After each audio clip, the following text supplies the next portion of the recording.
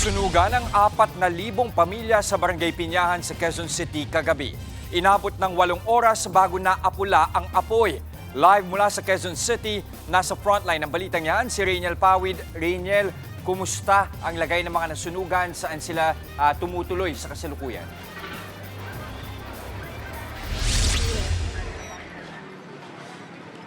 Jester, ilan nga sa ating mga kapatid na nasunugan ay nagtayo na lamang muna ng mga barong-barong dito sa gilid ng kalsada. Ang masaklap pa riyan, yung kakaunti nga ng mga gamit na kanilang naisalba ay nabasa pa ng malakas na ulan kanina. Nasa 1,000 pamilyang nasunugan din yung nakakalat o nanunuluyan muna ngayon sa siyam na designated evacuation center na itinalaga nga ng lokal na pamahalaan.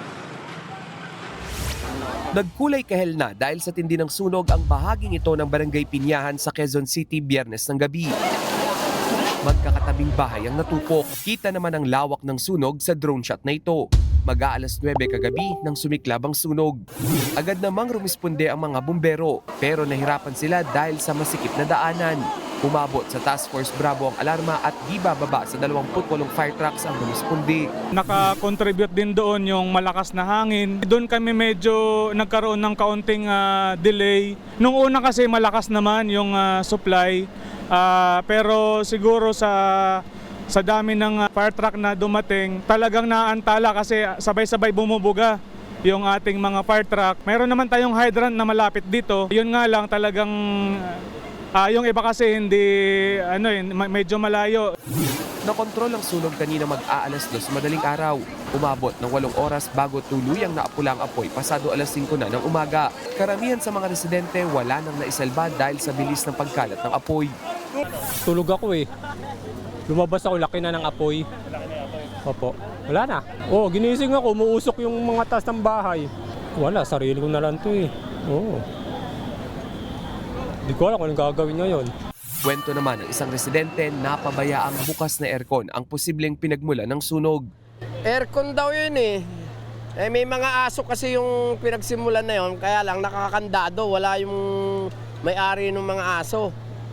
Kaya nung sinisipa yung pinto, ay sarado, nakakandado. Wala, ewan ko yung may-ari, hindi naman sumigaw-sigaw. Umuupa yata yun, third floor kasi yun eh. Sa taya ng QC Bureau of Fire Protection, nasa 4,000 pamilya ang nasunugan. Aabot naman sa 3.7 billion pesos ang halaga ng pinsala. Walang nasawi pero 4 ang sugatan. Meron pong laceration, may possible dislocation ng braso. Meron din po isang volunteer fire brigade na nakagat ng aso habang nagpa-firefighting. Ngayong araw, may mangilan-ngilan pang residente ang bumabalik sa kanilang mga nasunog na bahay sa pag-asang may maisasalba pa silang mga gamit.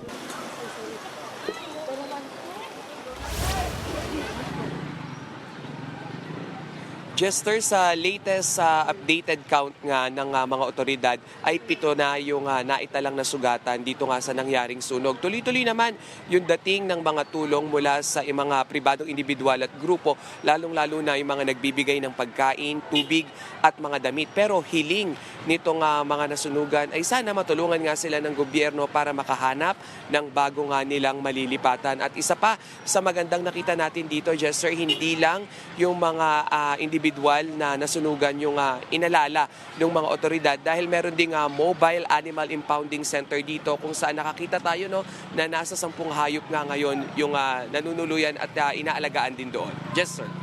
Rainiel, gusto ko lang malaman, nabanggit mo kanina, bakit mas maraming mga kapatid natin yung pinili na lang munang magtayo ng mga barong-barong dyan sa area kung saan may nasunugan kesa pumunta o manirahan muna, tumuloy muna doon sa mga designated na evacuation centers?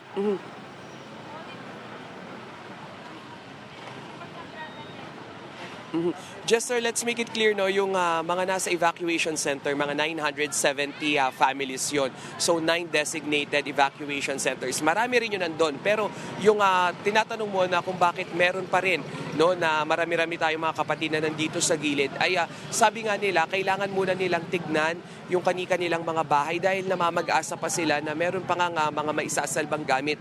Yung ilan sa ating mga nakausap pa kanina ay hinahanap pa sana yung ilang mga dokumento dahil nga yung iba ay papasok pa lang dito sa mga bago nilang trabaho at yung ilan naman ay naghahanap din ng pasaporte para naman nga lilipad na sana sa ibang bansa sa susunod na linggo. So yun yung ilan sa mga dahilan at minor na lang o yung mga hindi naman gaanong mabibigat daw na dahilan kung bakit sila nandito dahil ayaw na rin nila na makipagsiksikan pa nga doon sa mga evacuation center lalo't may mga bata raw sila na inaalagaan at baka nga makakuha pa o mahawa pa ng sakit. Yes, sir. Nagulat live mula sa Quezon City. Maraming salamat, Riniel Pawid. Mga kapatid, Jess De Los Santos po ang inyong kasangga sa paghahatid ng balita para sa may alam at may pakialam. Para sa tuloy-tuloy na makabuluhang balitaan, mag-follow at mag-subscribe na sa social media pages ng News 5.